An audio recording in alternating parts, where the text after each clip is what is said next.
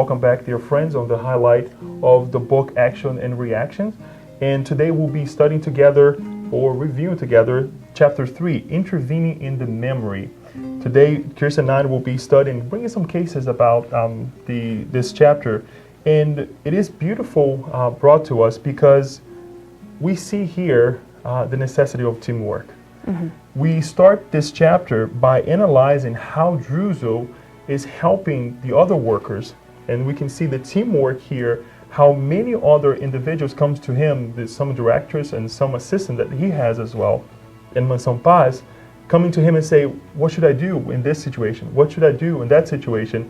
You know, we're coming to a difficult moment. What should I do? And he's very calm. He's very, very calm and very knowledgeable, assessing those needs.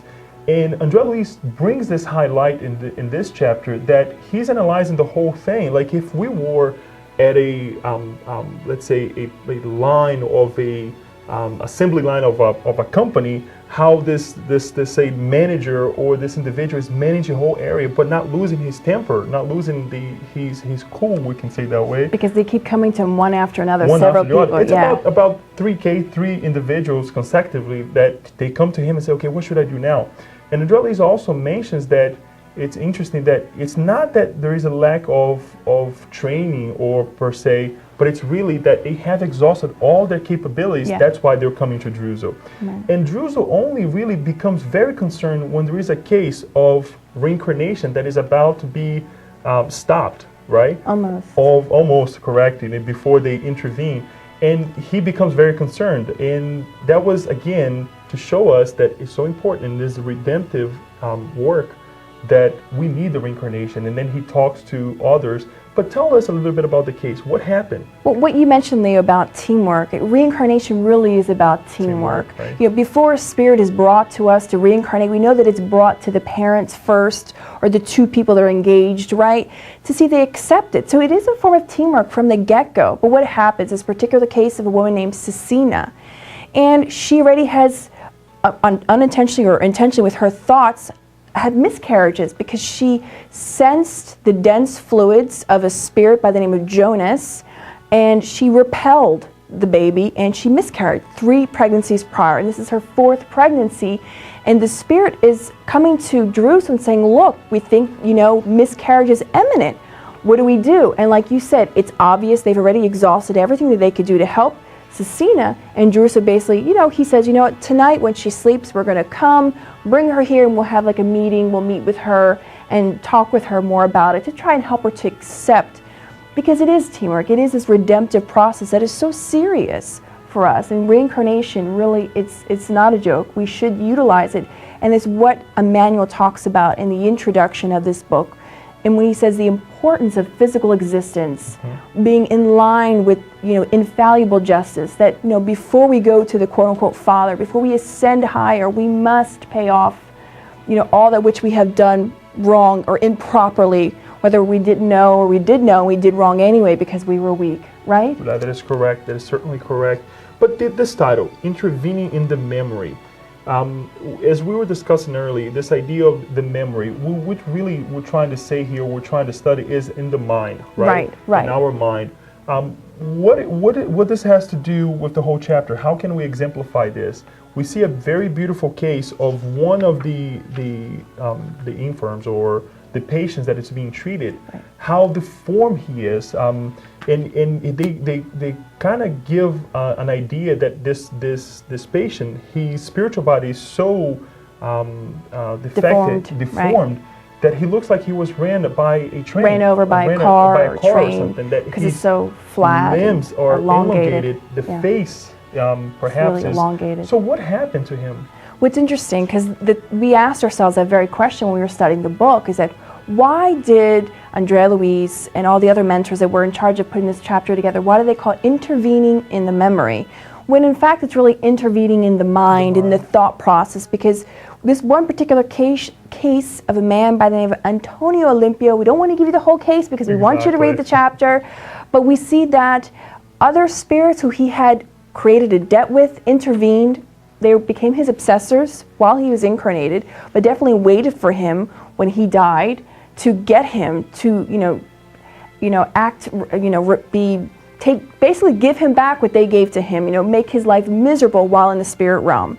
So what did they do? They basically, after they tortured him per Antonio Olympio, these two characters tortured him while he was in the spirit realm, and then he states that they bring him to a cave and leave him there. They don't stay with him, but what happened, what's interesting is that he said, well, they left me there in the cave, and the image of my crime ran over and over like a loop in my mind. So we could say, they sort of put like a microchip in his mind. They intervened in his mind. They sort of did like what that movie that was recently, maybe like a year or two ago, Inception, that starred Leonardo DiCaprio, that's a plug there, that this idea of someone placing another idea in your brain, it having an effect on us. Well, my dear friends, we're here to tell you in Spiritism, it happens.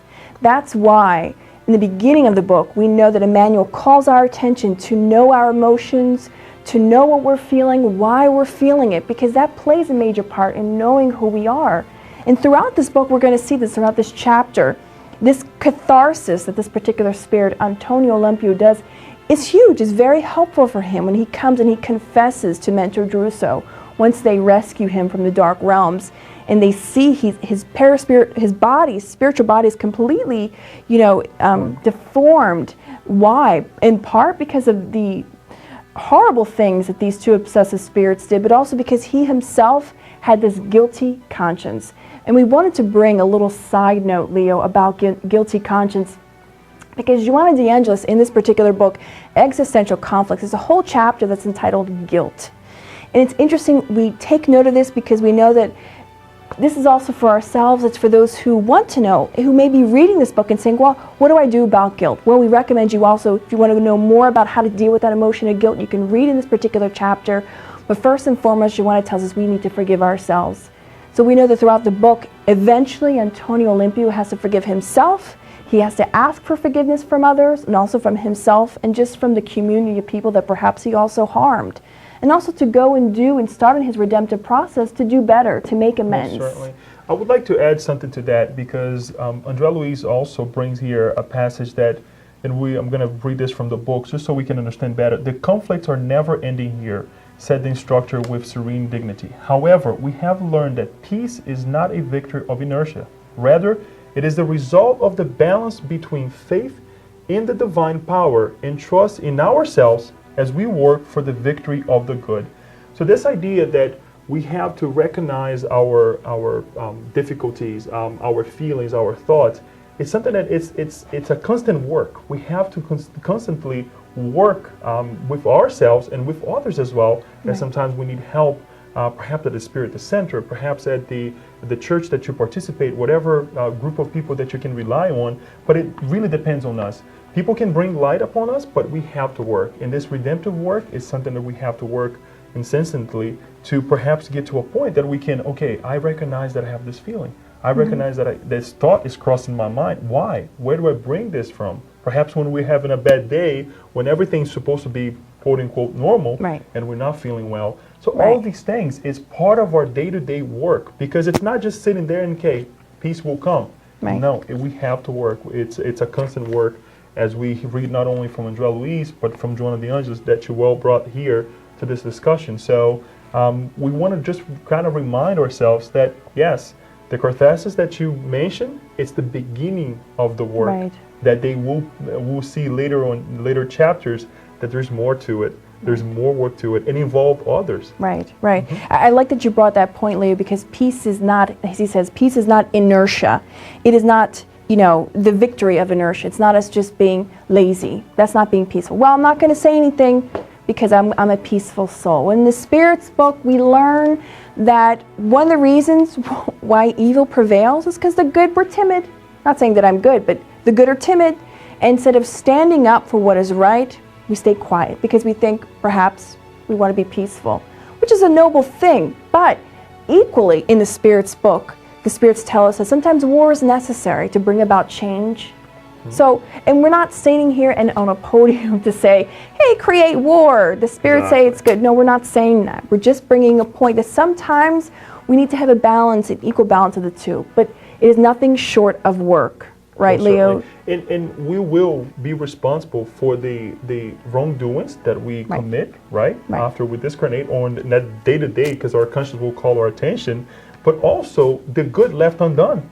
It's very important that we bring that to our day-to-day reality, that it's not about the wrongdoings, but also what can I do to make my life better and the others, my brothers and sisters better in a day-to-day basis. So always remember that, not only the wrongdoings, but also the good that is left undone. It's a call. It's something positive. It's something uplifting for us, that no matter where we have been, what we have done, we can begin again today and start anew and embrace that and forgive ourselves for our past. Just as Saul, when he turned to Paul, he had killed probably hundreds of Christians, but he already embraced a new lifestyle. So we welcome you, friends, to do the same, whatever your past may be. We welcome you into new beginnings. Until we meet again next time, we wish you many blessings. Until next time.